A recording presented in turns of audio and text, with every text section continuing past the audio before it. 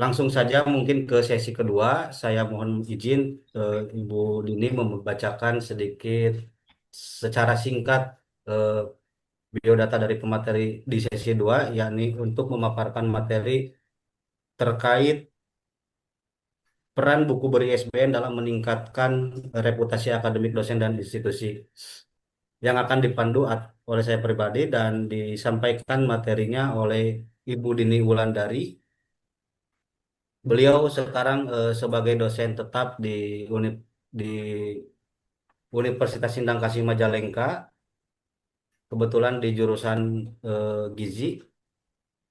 Adapun beberapa karya yang tentunya sangat luar biasa banyaknya, mohon maaf untuk saya tidak bisa menyampaikan satu persatu, tapi ada di sini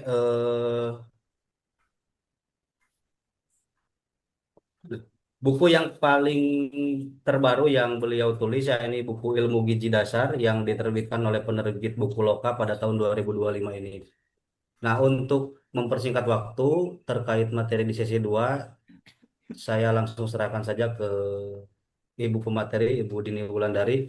Mohon izin waktu dan tempat dipersilahkan, Ibu. Baik, Assalamualaikum warahmatullahi wabarakatuh. Eh, Waalaikumsalam warahmatullahi Terima wabarakatuh. kasih Mas Fajar ya. Salam hormat Pak Lanlan, Pak Karim, Mas Fajar. Saya sangat senang sekali ya bisa diundang bergabung di webinar hari ini. Mudah-mudahan nanti kita bisa sharing ya Bapak Ibu, dan saya tidak banyak menyampaikan materi, tapi nanti saya banyak ke strategi dalam penulisan yang tadinya mungkin Bapak Ibu butuh waktu 1 bulan bahkan lebih ya dalam menulis satu buku, nanti bisa kita persingkat ya, bisa kurang dari 1 minggu ya kita dalam menulis buku tersebut. Eh, dan awalnya memang pengalaman saya menulis itu baru di 2023. Ketika saya jenuh dengan proposal disertasi, saya mengalihkan ke menulis buku yang dalam 1 tahun itu saya menulis sekitar 7 buku kalau tidak salah, tapi bukan saya berdiri sendiri tidak, tapi dengan rekan-rekan yang lain seperti itu. Izin share screen ya Bapak Ibu.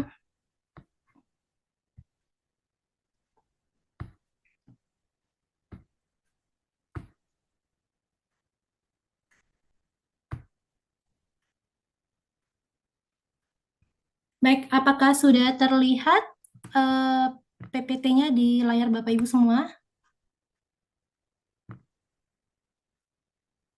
Aman. Aman ya. Baik, kita lanjut.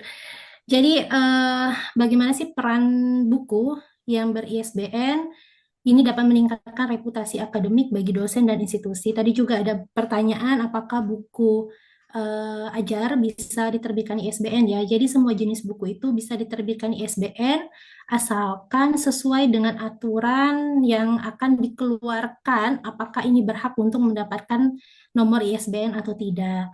Nah, yang perlu Bapak Ibu kejar itu adalah bagaimana kita bekerja sama dengan penerbit buku, dan penerbit buku juga memberikan feedback, misalnya akan mengeluarkan nomor ISBN-nya, seperti kemudian sertifikat HKI, dan juga kita apakah mendapatkan bukunya berupa e-book ataupun berupa buku fisik seperti itu. Jadi tadi ada juga pertanyaan bagaimana buku itu apakah berbeda antara e-book dan buku cetak ya? Itu sebenarnya sama isinya Bapak Ibu, cuman beda bentuk aja, beda tampilan ya. Dan yang buku-buku yang saya tulis itu juga ada dua bentuk ya, ada yang fisik dan ada yang e-book. Jika ada yang mau membeli dalam bentuk e-book ya silakanlah menghubungi langsung ke penerbit, yang ataupun dalam bentuk fisik silakan juga membeli langsung ke penerbit. Dan buku-buku ini Bapak Ibu yang kita tulis, ini kita bisa meningkatkan H-index kita di Google Scholar dengan cara kita memasukkan buku tersebut ke dalam Google Scholar kita. Sehingga jika ada yang mensitasi, ini H-index kita juga otomatis akan meningkat. Nah, ini adalah beberapa jenis buku pada kader dosen. Ada yang dikatakan dengan buku ajar, buku teks, buku referensi, buku monograf, kemudian buku populer ilmiah, dan juga buku hasil penelitian. Apa perbedaannya? Masing-masing memiliki perbedaan. Buku ajar inilah yang agak sedikit jelimet ya, karena kita harus menyesuaikan dengan RPS yang Bapak Ibu ampu, kemudian harus ada kesimpulan juga, kemudian harus ada apa namanya, latihan soal dan pembahasan seperti itu. Tapi kalau buku-buku yang lain ini tidak harus memiliki latihan soal dan pembahasan. Kemudian, apakah buku-buku ini juga bisa meningkatkan BKD dosen? Bisa, namun jumlah kumnya pasti berbeda-beda ya. Kita lihat di sini, untuk buku ajar ini cukup tinggi, namun untuk buku referensi ini lebih tinggi daripada buku ajar nilai kumnya. Seperti itu. Nah, kemudian ada lagi buku non-fiksi. Buku non-fiksi ini kan termasuk buku fiksi ya, buku fiksi. Yang ini kan termasuk buku non-fiksi. Nah, jika Bapak Ibu ada yang memiliki kemampuan untuk menulis buku fiksi, itu juga bisa diakuin Bapak Ibu ya, sebagai untuk meningkatkan fungsional dosen. Jadi ada kum tertentu untuk buku yang fiksi juga. Nah, kemudian bagaimana ISBN ini berperan penting pada buku yang akan diterbitkan. Jadi ISBN ini merupakan nomor identifikasi untuk buku yang akan diterbitkan oleh penerbit yang bekerja sama, penulisnya adalah Bapak Ibu walaupun sebagai akademisi ataupun tidak. Kemudian ini juga merupakan karya yang ditandakan dengan adanya ISBN tersebut, sehingga buku yang sudah memiliki ISBN ini memiliki mutu yang lebih tinggi dibandingkan buku yang tidak memiliki ISBN. Nah, kemudian buku yang memiliki ISBN ini juga memudahkan untuk mensitasi dan juga pencatatan di dalam database akademik. Yang kita tahu bahwa kita semua sebagai akademisi memiliki akun Sinta ya Bapak Ibu. Nah, di akun Sinta itu akan muncul nomor ISBN yang diminta ketika kita menginputkan buku-buku yang kita tulis, penulisnya siapa saja. Nah, kemudian diminta nomor ISBN-nya, kemudian ada juga langsung terlink dengan Perpusnas. Jadi kita bisa mencari database buku yang kita tulis di dalam link Perpusnas tersebut, sehingga kita tidak masukkan secara manual. Nah, kemudian ISBN ini merupakan sistem penomoran buku yang berstandar internasional dan ada 13 digit ya, 13 digit nomor ISBN yang akan muncul di cover buku yang kita terbitkan. Dan ini juga dikelola oleh ISBN kalau di Indonesia, dikelola oleh Perpusnas. Sehingga tadi bisa terlink ketika kita memasukkan ke akun Sinta kita masing-masing. Nah, kemudian apa manfaat dari ISBN ini? Ini merupakan pengakuan formal tadi, pengakuan formal dari karya ilmiah yang kita tulis dalam bentuk buku, dan juga tadi meningkatkan mutu dari buku yang kita tulis tersebut. Kemudian ini untuk mempermudah pembaca, mempermudah kita dalam mensitasi juga, mempermudah kita mencari identitas buku tersebut. Kalau jurnal itu kan biasanya nomor doi ya, jadi ada identitasnya dengan doi, tapi kalau buku ini dengan nomor ISBN. Dan juga buku yang ber-ISBN ini mendapatkan perlindungan hak cipta, sehingga tadi dalam penerbit buku memiliki apa ya namanya penawaran dalam mendapatkan hak cipta dari buku yang mereka terbitkan. Biasanya sebagai penulis kita diminta identitas KTP, fotokopi KTP, kemudian scan tanda tangan. Itu gunanya untuk mendapatkan pendaftaran dari hak cipta. Memang diminta seperti itu ya. Nanti sebagai penulis kita trace gitu. Jadi sudah ada di nomor ISBN-nya, ini sertifikat hak cipta. Kemudian penerbit juga mengeluarkan sertifikat kepada penulis sebagai penulis buku apa gitu, judulnya apa. Jadi biasanya ada 3 file yang kita dapatkan dari penerbit itu selain e-book ataupun buku yang sudah dicetak. Kemudian buku yang ber-ISBN ini memiliki pendistribusiannya bisa lebih luas, baik itu melalui platform yang online ya, bisa di Shopee ataupun di Tokopedia, kemudian bisa juga dengan toko-toko buku misalnya seperti Gramedia ataupun toko-toko buku yang lain. Nah, ini ketika kita menawarkan, penerbit itu menawarkan ini buku yang sudah kami terbitkan dari beberapa penulis yang ada di Indonesia gitu. Nah, apakah bisa diperjualbelikan juga bekerja sama dengan pihak yang punya toko ya, baik itu platform online ataupun yang toko fisik gitu. Nah, pasti toko itu meminta apakah sudah terdaftar ISBN-nya. Pasti itu yang akan dipertanyakan dengan bagian pendistribusian. Nah, beruntungnya ketika kita join dengan penerbit, ketika kita sebagai penulis join dengan penerbit, kita tidak memikirkan untuk mendistribusikan buku, tidak. Kita hanya untuk menulis saja gitu. Dan yang mendistribusikan itu biasanya adalah penerbitnya. Penerbit juga sebagai distributor untuk jual beli buku yang kita tulis. Nah, kita mendapatkan apa? Royalti Bapak Ibu. Kita mendapatkan royalti dari penjualan buku. Ada yang 1 tahun sekali, ada yang 2 tahun sekali, tergantung dari manajemen dan aturan di penerbit tersebut. Nah, kemudian apalagi manfaat dalam kita mempublikasikan tulisan kita dalam bentuk buku yang ber-ISBN. Yang pertama tadi jelas indikator dari kualitas ya.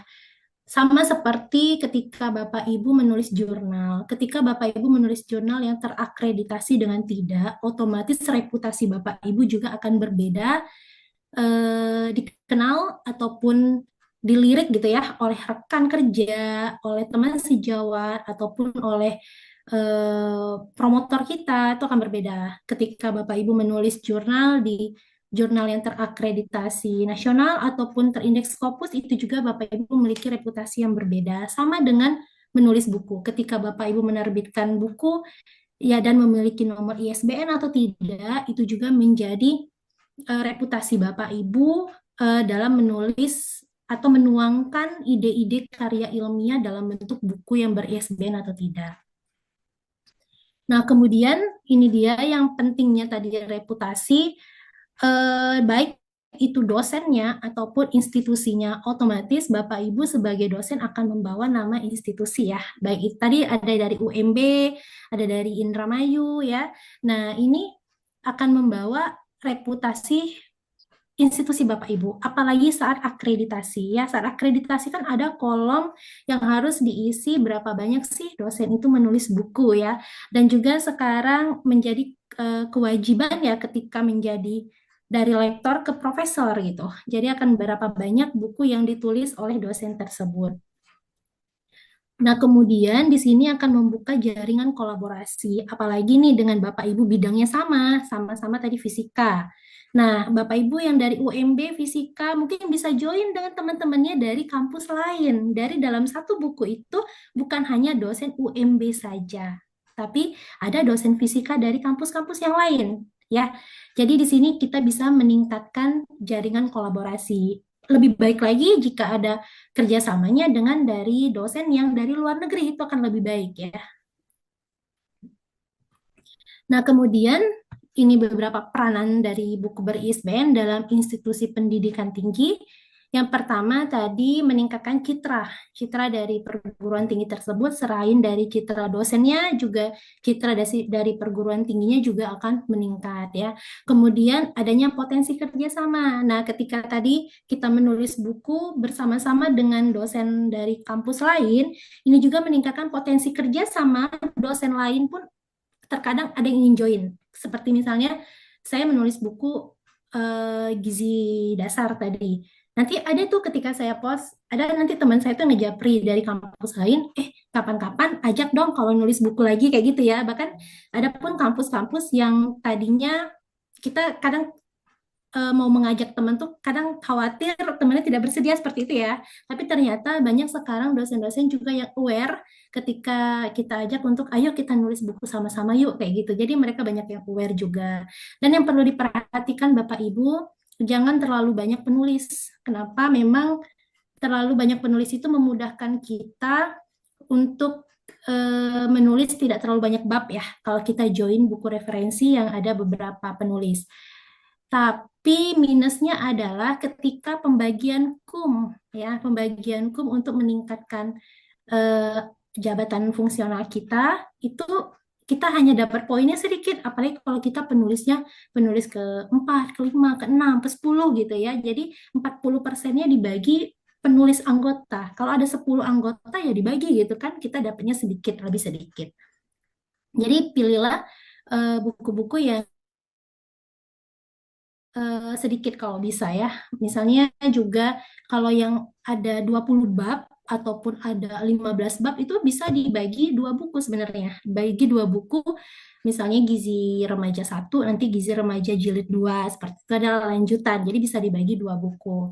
Nah, kemudian ada daya tarik di sini ya, daya tarik eh, ketika kita menerbitkan buku yang tadinya teman-teman kita tidak aware gitu ya. Ketika kita aktif menerbitkan buku, kita aktif menulis buku, jadinya teman-teman banyak yang join. Tadinya kan awalnya mungkin kita yang mencari teman join. Nah, jadi karena kita udah banyak sering menulis, teman-teman yang lainnya yang tadi belum pernah akhirnya join. Dan jangan juga kita minim untuk memberikan informasi bahwa menulis buku juga sekarang banyak juga peran AI ya Bapak Ibu. Nanti mungkin saya akan mempraktekkan peran AI. AI itu hanya sebagai tools ya, sebagai alat bantu kita, tapi otaknya tetap dari kita. Namun terkadang kita bingung nih mencari di mana citasinya, di mana referensinya, seperti itu. Nah, teman-teman yang baru awal menulis biasanya memiliki kesulitan dalam mencari referensi itu. Apa yang mau saya tulis? Bingung gitu ya. Apa yang mau saya tulis? Referensinya dari mana? Sehingga waktunya berlarut-larut bisa sampai berbulan-bulan hanya untuk menulis satu bab. Nah, kemudian Kemudian bagaimana strateginya dalam peningkatan publikasi buku? Jadi ada dukungan dari institusi Bapak Ibu ya. Di sini kalau institusinya yang PTNBH, mungkin yang dari Bapak Ibu PTN ya, atau Bapak Ibu yang dari swasta yang bonafit, mungkin ada reward khusus bagi dosen yang menerbitkan buku ber-ISBN. Biasa seperti itu. Nah, kemudian ada juga yang dari pihak LPPM-nya ya, itu akan memberikan pelatihan, pendampingan bagi dosen-dosen yang ingin menulis buku dan menerbitkan. Nah, ini ada dukungan dari institusi Bapak Ibu. Kemudian ada kolaborasi dan diseminasi. Nah, di sini misalnya setelah kita menerbitkan buku, menulis dan menerbitkan buku, ada kayak pameran gitu, pameran buku-buku dosen yang diterbitkan di institusi tersebut, mau itu dalam kegiatan conference atau dalam kegiatan seminar yang nasional ataupun yang internasional. Nah, ini ada beberapa dampak yang akan kita dapatkan sebagai dosen, sebagai akademisi ketika kita menulis buku dan menerbitkan di dalam buku yang memiliki ISBN ya. Terkait dengan penguasaan materi, karena buku ISBN ini agak ketat ya seleksinya juga untuk mendapatkan ISBN, biasanya penerbit akan memberikan template yang sesuai, misalnya harus berapa halaman, seperti itu ya. Nah, di sini kita harus bisa juga melihat tulisan kita ini apakah mendalam atau tidak. Kemudian bagaimana dengan kontribusi ilmiahnya? Secara ilmiah, apakah ini ada kontribusi ilmiah yang dapat dibaca oleh pembaca, diterima oleh pembaca dengan baik, dan apakah ini juga akan meningkatkan pengakuan secara akademik ya. Jadi tadi kalau yang buku ber-ISBN ini pengakuan akademiknya tadi akan lebih tinggi dibandingkan dengan buku yang tidak ber-ISBN karena tadi terkait dengan mutu dari buku yang ber-ISBN. Nah, ini beberapa penggunaan AI dalam penulisan buku ya, Bapak Ibu. Ingat, AI itu hanya sebagai alat bantu. Saya yakin Bapak Ibu sudah sering terpapar dengan AI ini. Ada Paperpal, ChatGPT, Gemini, ChatPDF, dan Writehuman. Nah, biasanya Bapak Ibu juga menulis bukunya dalam bahasa Indonesia ya. Nah, di sini buku yang kita tulis, kita menggunakan AI tidak akan terdeteksi dengan Turnitin Bapak Ibu. Apakah ini bahasa AI atau tidak. Jadi Turnitinnya bagus. Tapi ketika kita masuk ke satu aplikasi AI yang dapat mendeteksi, oh ini tulisannya tulisan AI, bukan tulisan human gitu. Nah, untuk bahasa Indonesia, right, yang untuk mendeteksi tulisan AI tadi itu tidak bisa mendeteksi tulisan dalam bentuk bahasa Indonesia. Dia hanya bisa mendeteksi tulisan dalam bentuk bahasa Inggris. Nah, jadi bagaimana? Ini juga reputasi dosen, Bapak Ibu. Ketika kita menulis artikel ilmiah, baik itu buku ataupun jurnal, kita harus mengecek apakah tulisan kita ini bahasa AI atau tidak. Nah, bagaimana ketika kita menulisnya dalam bahasa Indonesia tadi buku itu, kan tidak akan terdeteksi nih AI-nya, karena Turnitin-nya bagus gitu. Tetap kita harus bisa mengubahnya ke bahasa human, ya, ke bahasa human. Baik, saya coba menginikan ya, mencoba mempraktekkan langsung.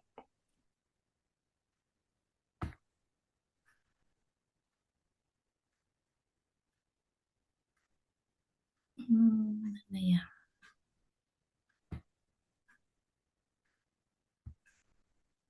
Baik, di situ ketika Bapak Ibu mencari pencarian di Google Paperpal, ya akan muncul Paperpal. Silakan Bapak Ibu klik.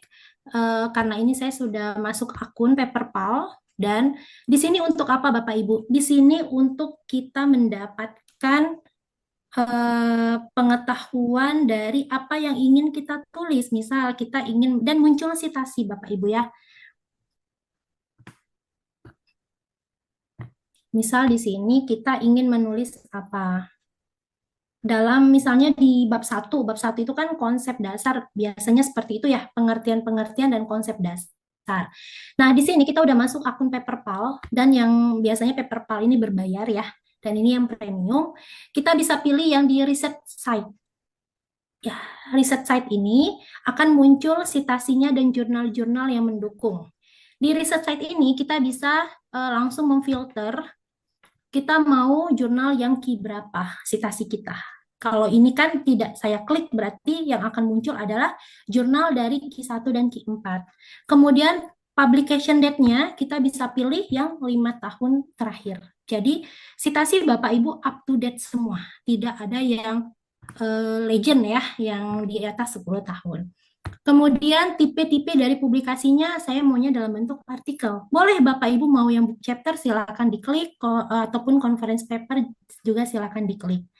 Kemudian jurnal index in-nya saya maunya citasi saya itu dari Scopus, SJR ataupun dari WAS gitu. Boleh kalau mau diklik semua boleh, akan muncul semua jurnal yang dari jurnal yang terindeks ini. Kemudian negaranya saya tidak klik, jadi saya akan menerima semua citasi dari semua negara yang ada muncul nanti di Paperpal ya. Ini untuk filternya. Kemudian apa yang ingin kita tanyakan di sini? Di sini kita boleh menanyakan dalam bahasa Indonesia ataupun dalam bahasa Inggris. Misal saya ingin mencari pengertian gizi remaja misalnya. Pengertian gizi remaja. Oke, kita akan mencari.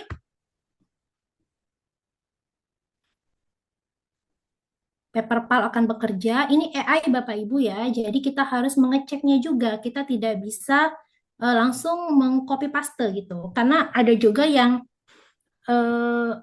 teman saya waktu itu cerita, gimana sih cara nulis yang cepat kok saya terdeteksi Turnitin terus katanya gitu. Saya bilang pakai apa? Ternyata pakai chat GPT ya. Oh iya, chat GPT itu dia akan mensitasi ataupun yang muncul itu adalah dari tulisan-tulisan yang udah publish, pastinya akan terdeteksi Turnitin, saya bilang seperti itu. Nah, di sini kita udah dapat pengertian gizi remaja tadi, kita bisa lihat relate dari papernya. Ada 48 paper yang relate sama pengertian dari gizi remaja ini. Ini paper-papernya Bapak Ibu. Nah, bagaimana kita mengcopy tulisan ini tadi? Kita bisa klik di sini, ya, salin, kita pindahkan ke sebelah sini. Ctrl V.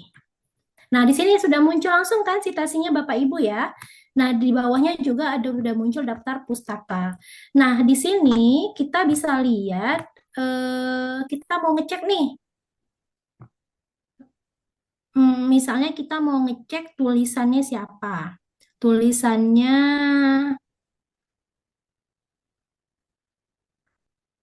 ini ya, atau tulisannya siapa nih bisa kita cek.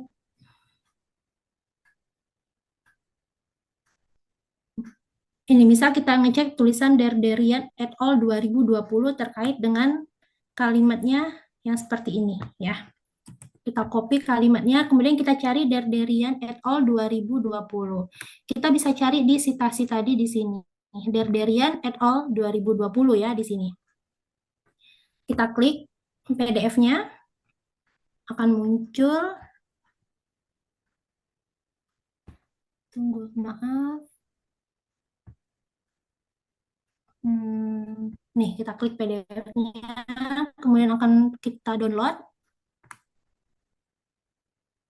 Nih ya, ini jurnalnya. Nah, kita download dengan copy doi.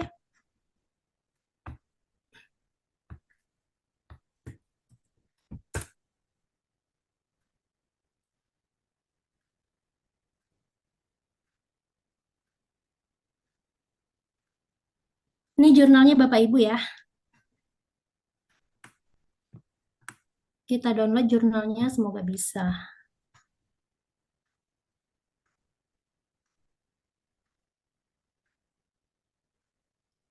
Oke, jurnalnya kita download.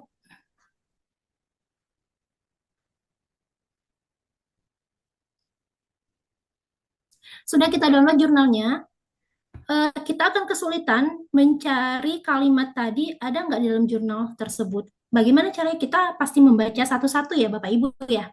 Ada nggak cara lain? Ada. Cara kita men-screening tulisan tersebut dengan cepat, kita masuk lagi ke chat PDF. Kita upload jurnal tadi ke chat PDF. Mudah-mudahan masih bisa. Karena chat PDF yang ini saya tidak premium. Yang ini masih free. Oke, masih bisa. Tadi kan di paperPal, tulisan ini ya yang ingin kita lihat ya, apakah benar-benar ada di jurnalnya yang ditulis oleh Derderian et al. 2020. Udah kita copy nih.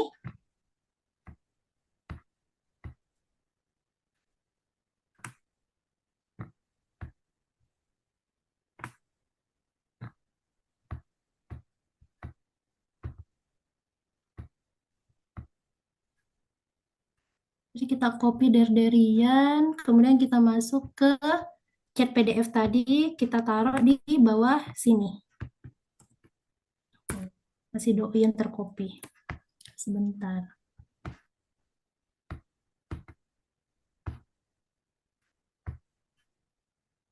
Maaf, saya stop share dulu ya. Jadinya error.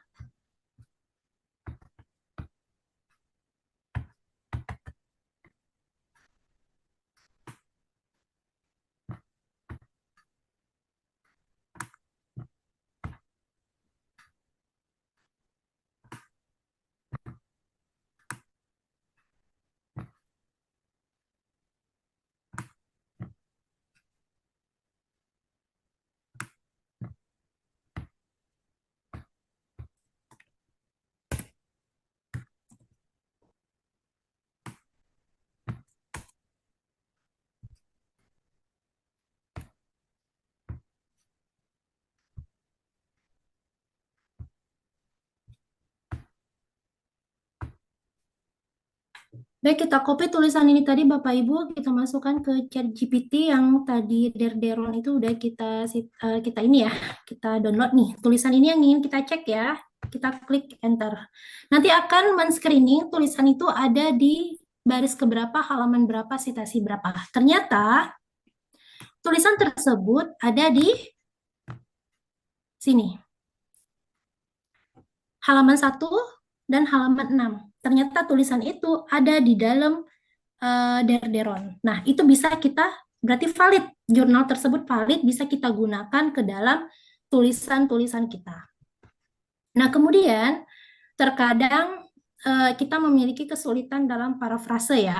Nah, dan ataupun dalam bahasa manusia. Itu kan tadi bahasa AI ya Bapak Ibu ya. Kita harus cek juga bahasa tersebut. Nah, kita mungkin perlu translate dulu ya, karena tadi kan kita maunya ke bahasa Indonesia ya. Tulisan buku kita kan bahasa Indonesia. Kita coba translate.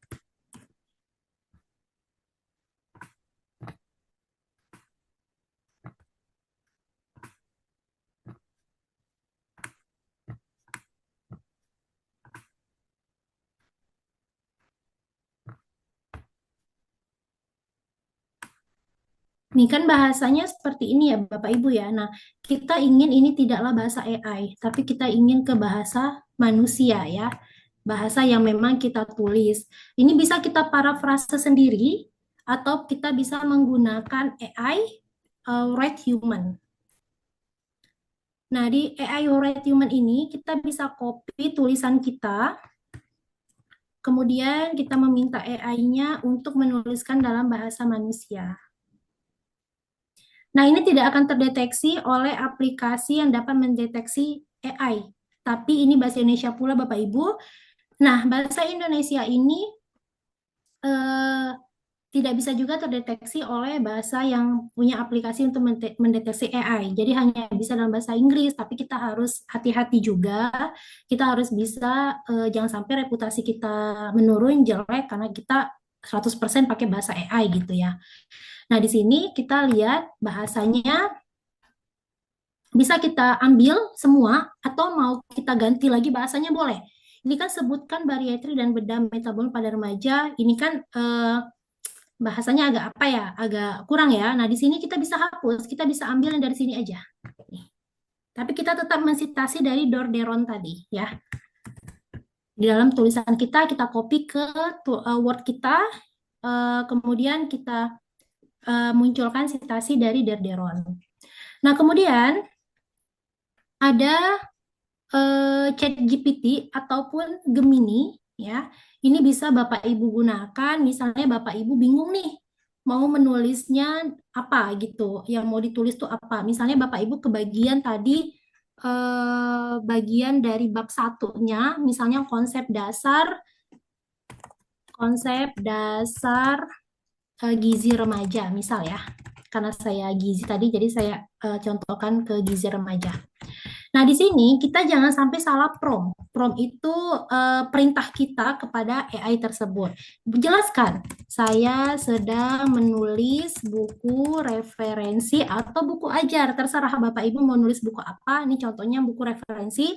Saya sedang menulis buku referensi.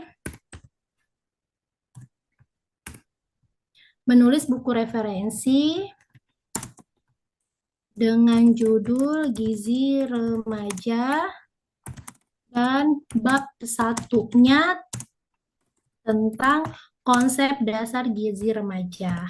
Tolong bantu buatkan poin penting dalam pembahasan konsep dasar gizi remaja. Oke, AI akan berjalan, kemudian kita bisa men-screening lagi. Apakah ini bisa kita gunakan semua atau tidak? Ya, nih, di dalam bab 1, konsep dasar gizi remaja, 1.1 bisa definisi remaja dan tahap perkembangan, atau definisi remaja, 2-nya tahap perkembangan remaja. Yang ketiga, pentingnya gizi seimbang pada remaja. Yang keempat dan yang kelima. Nah, ini semua Bapak Ibu copy di dalam Word Bapak Ibu. Kemudian Bapak Ibu bisa mengembangkan sendiri. Jadi setidaknya konsepnya kita sudah dibantu nih oleh AI nih, atau konsepnya dari kita tapi kita bingung gitu ya. Boleh. Tapi asalkan tulisan kita itu tidaklah tulisan AI semua Bapak Ibu ya. Jadi kita dari pikiran kita, AI itu hanya membantu kita untuk alat bantu. Jadi kalau kayak gini, yang tadinya kita berbulan-bulan, kita bisa menulis dalam bentuk yang lebih cepat gitu, tapi tidak mengurangi esensi kita sebagai dosen dalam menulis.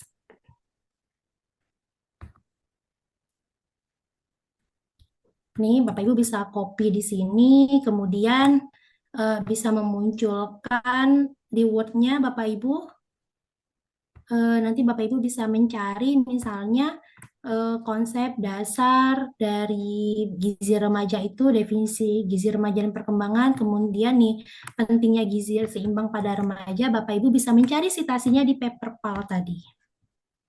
Kalau kita mau nulis baru, silakan dihapus saja di paper PAL-nya atau kita pilih as another research question. Di sini kita bisa klik, nanti akan muncul citasi yang berhubungan dengan pentingnya gizi seimbang pada remaja.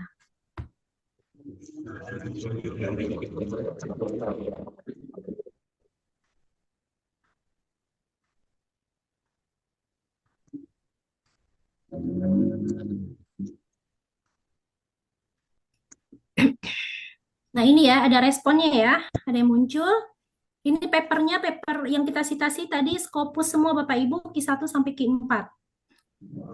Nah kita pilih yang ini, kemudian yang ini kita hapus, kita anggap sudah tadi ya, kita copy di sini. Nah kita mau ngecek, apakah tulisan dari Ratih ini ya tentang peran orang tua sangat penting dalam membentuk perilaku makan sehat dan aktivitas fisik remaja. Kita bisa klik Ratih ini, kita cari di bawah sini, relate papernya ada 4, kita cari si Ratih itu. Kita download jurnalnya Ratih, kita masukkan ke chat PDF, kita masukkan lagi tadi ininya ya, yang kalimat yang disitasi oleh Ratih ini apakah benar ada di jurnalnya Ratih. Jadi kita cek di chat PDF. Kemudian kita parafrase dengan bahasa kita sendiri, Bapak Ibu, agar kita tidak mencontoh dengan bahasa AI. Jadi AI ini hanya untuk alat bantu kita mempercepat dalam menulis artikel, baik itu publikasi jurnal nasional ataupun internasional, dan juga dalam penulisan buku. Baik, mungkin demikian ya yang dapat saya sampaikan terkait dengan buku ber-ISBN ya. Saya kembalikan ke moderator.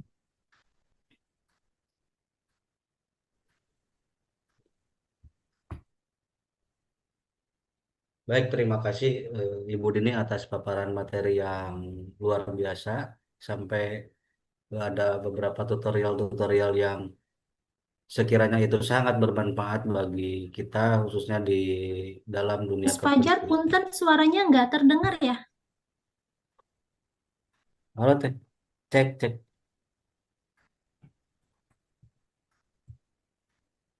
cek. Di kami terdengar, Bu. Di kami terdengar. Enggak, Bu. Pak, di kami Oh, udah Aman, terdengar. ternyata apa Mungkin di di laptop saya ya? Nggak ada terdengar mungkin di suaranya. laptop ibunya yang ini agak bermasalah mungkin.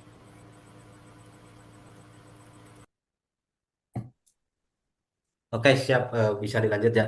Sebelumnya, saya mengingatkan kepada Bapak, Ibu, dan rekan-rekan peserta webinar semua untuk bisa mengisi absensi ya, karena nantinya itu akan disesuaikan untuk pengiriman sertifikat. Disarankan dalam mengisi absensinya mengisi dengan nama lengkap beserta gelar Bapak Ibu sekalian. Ini ada dua pertanyaan teh dari Ibu Sipa Paujiah dari USK. Boleh langsung kepada Ibu Sipa untuk open mic-nya biar bisa langsung disampaikan ke Ibu Dini. Mangga ke Ibu Sipa. Oke, Assalamualaikum warahmatullahi wabarakatuh. Mohon maaf, off cam ya, belum bisa on cam. Pertanyaannya simpel sih, Bu. Kita tahu bahwa menulis buku itu adalah upaya yang sangat strategis dan memang baik ya untuk apalagi kita di bidang akademisi. Namun kita sebagai akademisi dengan berbagai background, tentunya dengan berbagai background pendidikan, latar belakang, apakah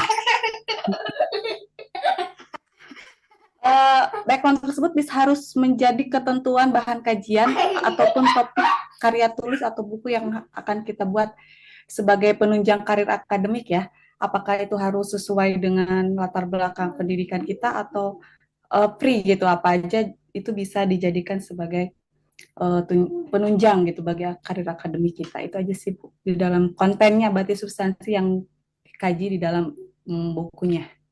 Seperti itu aja ya Ibu. Oke, terima kasih. Assalamualaikum warahmatullahi wabarakatuh. Waalaikumsalam. Baik, mungkin langsung saya jawab ya Mas Fajar ya. Jadi begini Bu, akan lebih baik ketika kita menulis artikel ilmiah, baik itu buku ataupun jurnal, itu sesuai dengan bidang keilmuan kita. Jadi linear antara bidang keilmuan kita dengan karya yang kita hasilkan seperti itu. Nah, ini juga akan memudahkan reviewer nantinya ketika kita mengajukan kenaikan fungsional, ya. Jadi akan lebih baik ketika kita bisa sesuai dengan bidang keilmuan. Nah, namun begini Bapak Ibu ya, sekarang itu banyak juga dari Dikti juga ataupun dari lembaga itu memberikan pelatihan untuk dosen pengampu agama Islam, kemudian dosen pengampu mata kuliah anti korupsi, dosen pengampu mata kuliah pendidikan kewarganegaraan, tapi dosen tersebut bukan backgroundnya itu loh, gitu. Nah, bukan backgroundnya SPDI, atau SAG gitu ya, atau MPDI gitu, tidak. Jadi bisa dosen-dosen yang memiliki ilmu yang berbeda, ilmu eksak misalnya, ataupun ilmu sosial lain, tapi juga dia memiliki sertifikat pelatihan sebagai dosen pengampu tersebut, sehingga jadi dosen tersebut memiliki keahlian untuk mengajar yang tadi di luar keilmuannya, tapi punya sertifikat pendamping. Itu tidak masalah. Jadi kita sesuaikan dengan kompetensi di kiri kita, apakah tadi kalau mata kuliah yang kita ajar itu sesuai dengan bidang keilmuan kita, itu alhamdulillah jadi linear antara karya tulis yang kita buat. Kemudian Bapak Ibu, di RPS juga sering diminta pada saat kita akreditasi sering diminta adanya integrasi mata kuliah yang diajar dengan daftar pustaka ataupun dengan karya tulis yang kita tulis ya. Biasanya di RPS di bagian referensi. Di bagian referensi itu diminta juga kalau bisa tulisan kita sebagai sitasi dalam daftar pustaka di RPS. Apakah itu buku ataukah itu jurnal yang sesuai dengan subbab yang kita ajarkan di mata kuliah tersebut. Biasa tercantum di RPS, seperti itu, Bu.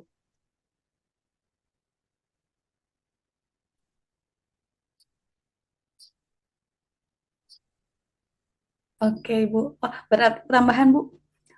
Jadi kalau misalnya kita mempunyai karya tulis di luar topik Balikan kan juga akademis kita, kalau tidak dibantu dengan sertifikat yang tadi Ibu sampaikan, itu tidak bisa membantu tunjang karir akademik itu secara formalnya, Bu.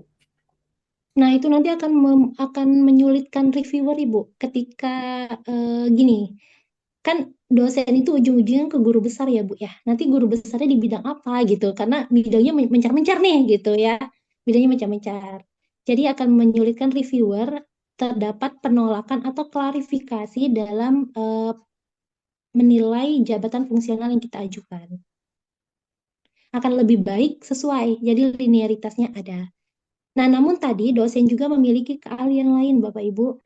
Bisa menulis buku yang fiksi, misalnya bisa menulis buku ontologi ataupun buku apa, boleh, nggak apa-apa. Itu boleh dimasukkan juga. Jadi itu ada keahlian lain dari dosen tersebut. Jadi akan lebih baik Bu Siva bisa linear ya Bu Siva ya. Oke, Biar tidak siap. kita sendiri juga, kita ini di bidang ilmu apa gitu ya. Ya, siap-siap. Makasih Ibu pencerahannya.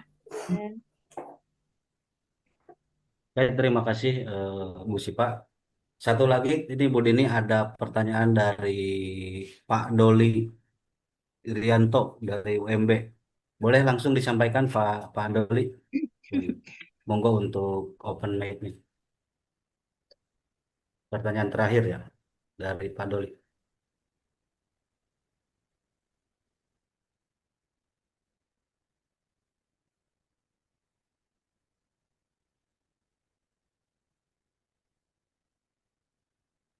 Yes.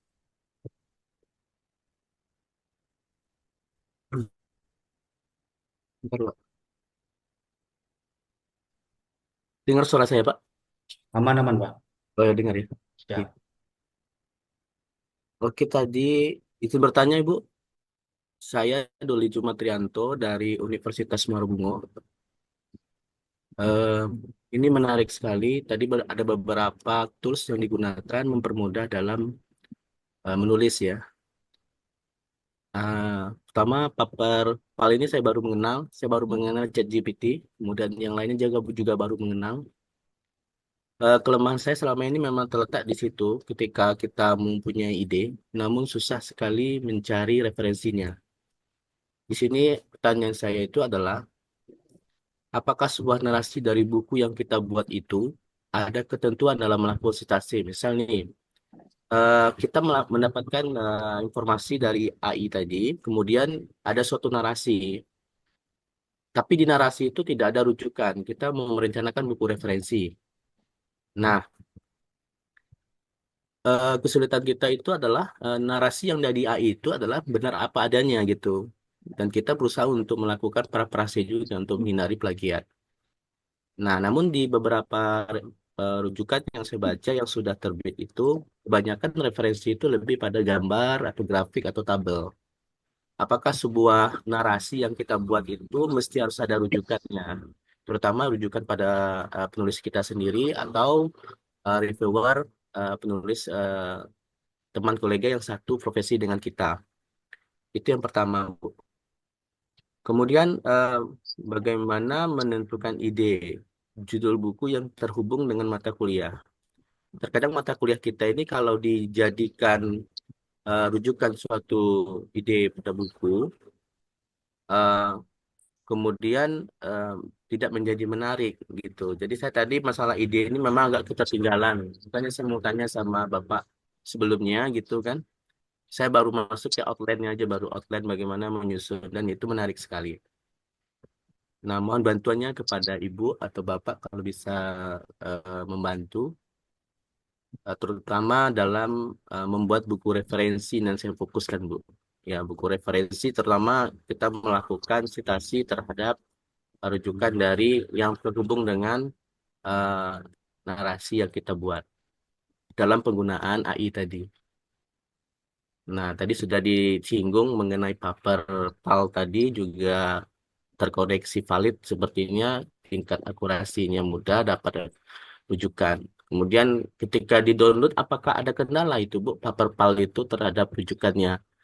Terutama yang artikel-artikel yang berbau internasional itu biasanya ada beberapa artikel yang tidak bisa di-download gitu. Apakah ada informasi lebih dalam lagi terkait artikel yang tidak bisa di-download itu? Karena nanti akan dimasuk ke Mendeley untuk melakukan citasi. Mohon bantuannya Bapak, Ibu, Ibu Dini sama Bapak Pak tadi. Terima kasih, Mas. Assalamualaikum warahmatullahi wabarakatuh. Waalaikumsalam. Pak Doli UMB ya? Iya, benar, Bungo Bu, ya? benar. Iya, Benar. saya kelahiran Kota Jambi, Pak. Ya. Iya, benar, dari Muarujambi, dari Jambi. Iya, saya rumah orang tua saya dekat dengan rumah mantan rektor Bapak kemarin. Ke Pak Supriyono ya. Bukan, satu lagi Pak, yang dosen Unja. Dosen Jauh ini Pak Samsuri Jaltan. Iya, rumah orang tua saya dekat situ Pak ya. Oke, Jadi, oke, oke, Bu. iya, mudah-mudahan bisa bertemu nanti ya Pak di Insya Allah, Bu. Bungo Iya, Jambi ya. iya, Ya. iya, Bu. Nah, Bapak mohon maaf sebelumnya Bapak mengajar di prodi apa ya? teknik pertambangan, Bu. Teknik pertambangan. Wah, saya Ya. nggak tergambar deh. Mata kuliahnya apa Pak? Rencana ini ada satu buku yang udah valid, sudah saya selesaikan, cuman belum tersinkron, mungkin kayak ada kelemahan di situ. Tadi Bapak sudah nyampaikan juga, mungkin saya benarin lagi. Itu mata kuliahnya pengantar pengenalan lingkungan tambang, Ibu. Pengantar lingkungan tambang ya Pak ya? Iya, pengenalan lingkungan tambang. Pengantar, oke, Jadi baik. masih baratnya berbaunya masih kita mengenal gitu. Kalau buku ajar itu judulnya boleh sama Pak Boleh dengan sama ya? Oke, mata kuliah karena tadi akan terlink sama RPS ya. betul Dan ya. apakah nanti misalnya dengan mata kuliah yang sama akan sama nih dengan kampus lain ataupun buku lain yang sudah publish gitu ya. Jangan Iya, khawatir Bapak Ibu karena kan setiap kampus, setiap prodi dari masing-masing institusi itu memiliki apa namanya? Keahlian spesifik ya, iya, memiliki ciri khas dari masing-masing prodi itu ya. Ada yang misalnya kayak kami pun tadi ke gizi masyarakat keahliannya gitu kan di iya, kampus yang USK ataupun nanti kampus yang lain IPB misalnya ke gizi yang lain gitu. Nah, itu ciri khas itu yang bisa dimasukkan untuk kedalaman dari materi yang ada di RPS sehingga buku yang diterbitkan pun berbeda. Nah, kemudian sitasi itu alangkah lebih baik dalam setiap narasi juga, Pak, itu iya, ada mix antara pendapat kita dengan sitasi. iya, Misal, misal pangan fungsional, pengertian pangan fungsional. Saya mensitasi dari BPOM. Saya mensitasi dari aturan yang ada di Eropa. Saya mensitasi dari aturan yang ada di Amerika. Kemudian saya menyimpulkan di narasi paragraf terakhir bahwa pengertian dari pangan fungsional adalah bla bla bla bla bla. Nah, seperti itu. Jadi paragraf terakhir itu mungkin tidak ada lagi muncul sitasi, tapi dari pendapat kita gitu ya Pak, akan lebih baik bisa di mix gitu ya. Kemudian gambar juga bisa dari kita yang membuat sendiri ya menggunakan AI ataupun gambar bisa kita ambil dari mana tapi harus memunculkan sitasi tadi. Gambar, grafik emang kebanyakan sih yang memunculkan sitasi di gambar grafik, jadi di narasi jarang. Tapi kalau saya menulis juga saya mencantumkan di narasi itu juga sebagai sitasi yang saya ambil. Misalnya kita ngambilnya dari mana gitu ya, kita harus wajib memunculkan sitasi. Kemudian yang kedua tadi ide. Nah, ide itu Pak, itu memang kadang sulit ya Pak mendapatkan ide ya Pak ya.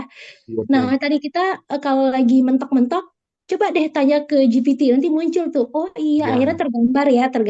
Tapi tadi yang saya katakan, kalau buku referensi kita, misalnya tadi Bapak mengajar pengantar, pengantar apa tadi? pengenalan lingkungan tambang, Bu. Pengenalan Makanya pasal lingkungan 7. tambang. Ya, Iya, pasal Bapak 7. bisa membuatkan bukunya adalah dasar-dasar lingkungan tambang. Nah, bisa buat judul bukunya itu kalau buku referensi, ya kan? Referensi ya. Iya, buku referensi bisa itu dasar-dasar lingkungan tambang atau konsep dasar lingkungan tambang atau pengantar lingkungan tambang juga boleh gitu. Jadi bisa kita cari sinonim dari pengantar itu apa? Artinya Ya, Bu, izin, sehingga artinya kalau buku referensi itu kan tidak berpedoman pada judul mata kuliah kita, tapi ada terhubung aspek keterkaitannya dengan judul itu. Apakah nanti terhubung nggak Bu dengan eh, kita apa namanya itu, eh, Google Scholar kita gitu. Kalau itu memang bidang keilmuan kita gitu. Mhm. Pak, jadi setiap tulisan kita, Pak, kita bisa memasukkan ke Google Scholar secara manual kalau buku ya, Pak ya. Kalau buku kita masukkan manual ke Google Scholar kita, Ya, dan itu nanti antara mata kuliah yang kita ajarkan tadi pengantar lingkungan tambang. Kalau judul bukunya dasar-dasar ya, lingkungan tambang, nah itu masuk dasar-dasar lingkungan tambang itu masih masuk. Bapak kan, Bapak bidang keilmuan Bapak lingkungan teknik Bu. pertambangan. Oh, Teknik lingkungan lingkungan, tambang. Iya, teknik lingkungan teknik Bu. Ya, lingkungan. Ya, benar. teknik lingkungan. Kemudian spesialisnya lagi di pertambangan ya, Pak ya. Betul, betul, betul. Iya, jadi bisa Pak, bisa masuk dan untuk meningkatkan H-index itu harus masuk ke Google Scholar. Jadi kita akan tahu berapa banyak buku kita yang udah disitasi. Tulisan-tulisan kita yang udah disitasi. Kalau bingung saya sering join Pak. Jadi dalam satu buku saya dengan 5 rekan saya, dengan beberapa orang rekan saya. Jadi saya tidak berdiri sendiri. Dan Ya, memang publikasi yang baik adalah publikasi yang kita berrelasi dengan yang lain gitu. berkolaborasi ya Bu ya. Ya, tidak berdiri sendiri, tapi Ya, kita ada benar-benar. relasi dengan Ya, institusi lain. betul, betul. Kemudian yang punten yang ketiga tadi apa ya, Pak? Yang ketiga itu gini Bu, kita sudah mendapatkan suatu statement gitu kan, mencari di ChatGPT gitu kan. Nah, Oh, cuman yang tadi tip jurnal yang iya, tidak bisa di-download ya? iya tidak bisa di-download itu loh Bu. Kalau seandainya Iya, di Paperpal itu ternyata ada file yang tidak bisa di-download, apakah ada solusi lain gitu Bu untuk mencari ada Pak. waktu? Bapak bisa membuka SCI Hub atau Libgen atau SCI Hio. Sebentar, saya share screen ya. GitHub itu ya Bu ya? Iya, bisa di situ, Pak. Jadi Iya, ini GitHub. Iya, ya, skip. ini Iya, muncul ya. Jadi betul, bisa Bu. ada di SCI Hub. Iya, Ya, bisa oke di gitu. copy nanti Siap. judulnya atau doinya di sini, ya Pak ya. Benar-benar. Iya, ya. Ini Atau sudah pernah saya gunakan, Bu. Mana tahu ya, ada teknologi baru lagi gitu. Karena enggak di masih ini sih, Pak yang digunakan ya, karena susah kadang kita mendapatkan. Atau Bapak bisa cari di Google aja, Google Google biasa, klik ya doi atau ininya, atau doinya. Kalau tidak bisa masuklah ke SCI tadi. Terkadang di SCI nggak juga udah terdownload, bisa. di Google ada gitu. Iya, benar. Tapi kalau memang tidak bisa juga kita coba menggunakan itu tidak bisa juga Pak, abaikan kita cari referensi yang lain. Berarti kita tidak menyerah, Ibu ya. Iya, tidak menyerah. Kalau Bapak masih mau referensi misalnya cuma satu-satu itu harus berbayar, ya udah Pak, akhirnya berbayar kita belinya ya. Nah, itu Jadi solusinya Bapak itu itu nanti lebih iya, bayar jadi itu sudah jalan terakhir Pak. Yang jalan paling terakhir terakhir gitu ya. iya, benar. Tapi Oke, kalau ada jalan yang lebih baik, jangan milih yang itu dulu Pak ya gitu. iya, iya, kalau ada yang bisa membantu saya dengan ilmu yang bermanfaat, ya nah, ilmu yang bermanfaat aja dulu nanti. Ya benar. Iya, iya. Oke, terima kasih ya Ibu Dini. Baik, sama-sama Pak. Ya, Assalamualaikum warahmatullahi wabarakatuh. Waalaikumsalam warahmatullahi wabarakatuh. Baik, terima kasih Pak Doli. Alhamdulillah, mungkin ini udah sampai di penghujung acara. Sebelum saya serahkan ke penanggung jawab acara, ke Pak Karim, barangkali ada closing statement dari Teh Dini, Teh, atau langsung ke Pak Karim. Ya, baik. Ya, baik Bapak Ibu, jangan takut untuk menulis ya Bapak Ibu ya. Jadi setiap ide-ide kita kalau bisa diusahakan kita tuangkan dalam bentuk tulisan. Jadi yang tadinya berpikir menulis itu lama, bisa berbulan-bulan. Nah, sekarang sudah banyak aplikasi sebagai alat bantu kita untuk menulis dalam waktu kurang dari 1 minggu. Kemudian jika memang AI itu harus berbayar, mungkin Bapak Ibu bisa berkolaborasi dengan teman-temannya. Misalnya sebulannya 100, mungkin bisa berkolaborasi nih beberapa orang ya, dengan satu akun sehingga bisa lebih mempermudahkan kita juga, lebih memudahkan kita dalam mengakses teknologi yang sekarang saat ini lagi gencar-gencarnya. Mungkin itu saja Mas Fajar ya. Terima kasih Siap, Mas siap, Fajar. Teh. Assalamualaikum Siap. warahmatullahi wabarakatuh. Waalaikumsalam warahmatullahi wabarakatuh.